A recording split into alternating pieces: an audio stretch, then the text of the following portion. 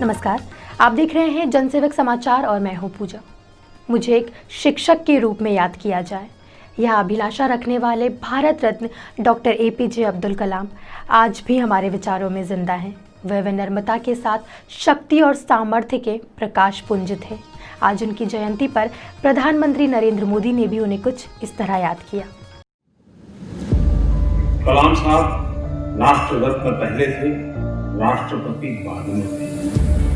जीवन में व्यक्ति कहां से कहां तक पहुंच सकता है, क्या से क्या कर सकता है और आवश्यकता के अनुसार अपने जीवन को कैसे ढाल सकता है, इसका उत्तम उदाहरण श्रीमान अब्दुल कलाम। शब्द नहीं, उनका व्यक्तित्व बोलता था और वे साधारण व्यक्ति थे, लेकिन असाधारण व्यक्तित्व के धनी थे।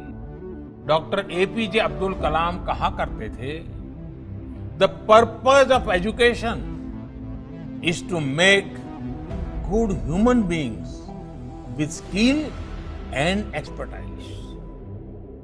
Enlighten human beings can be created by teachers. Doctor Abdul Kalam ji को तो निकट से हम लोगों ने देखा है और बच्चों को बहुत प्यार करते और यानी सचमुच में उनका वो पैशन था।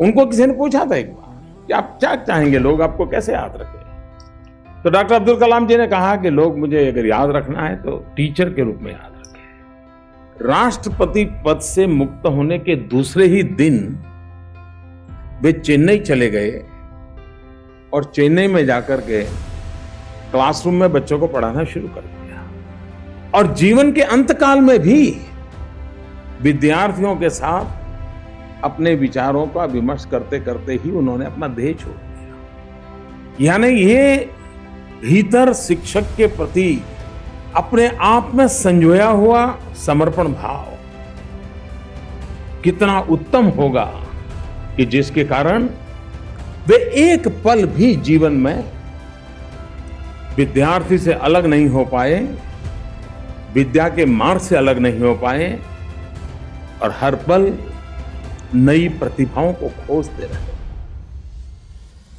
डॉक्टर एपीजे अब्दुल कलाम, जिनका पूरा नाम अबुल पाकिर जैनुल अब्दीन अब्दुल कलाम था, उन्हें हम शिक्षक कहे, बेमिसाल वैज्ञानिक कहे या अभूतपूर्व राष्ट्रपति, लेकिन वे इन सबसे ऊपर एक बेहतरीन इंसान थे।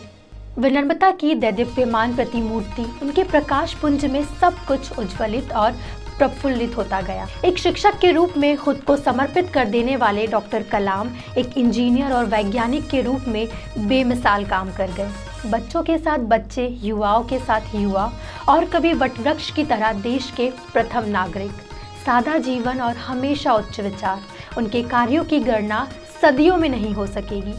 कुछ बताए भी तो सब अद्भुत थी, जैसे भारतीय अंतरिक्ष अनुसंधान संगठन, इसरो और रक्षा अनुसंधान एवं विकास संगठन यानी DRDO के एरोस्पेस इंजीनियर कलाम, प्रक्षेपण यान और बैलिस्टिक मिसाइल प्रौद्योगिकी के विकास पर कार्य करने वाले मिसाइल मैन ऑफ इंडिया, 1998 में पोखरण परमाणु परीक्षण करने वाले शक्तिपुंज कलाम, इंदौर, अहमदाबाद और शिलांग के भारतीय प्रबंधन संस्थानों में अतिथि प्रवक्ता के रूप में पढ़ाने वाले कलाम, देश के अन्य शोध एवं शैक्षिक संस्थानों में सहायक और अतिथि प्रवक्ता होने के अतिरिक्त मैसूर के JSS विश्वविद्यालय और चेन्नई के अन्ना विश्वविद्यालय में एरोस्पेस इंजीनियरिंग के प्रोफेसर कलाम, भारतीय विज्ञान संस्थान बेंगलुरु के मानद सदस्य और तिरुवनंतपुरम के भारतीय अंतरिक्ष विज्ञान और प्रौद्योगिकी संस्थान के कुलपति कलाम।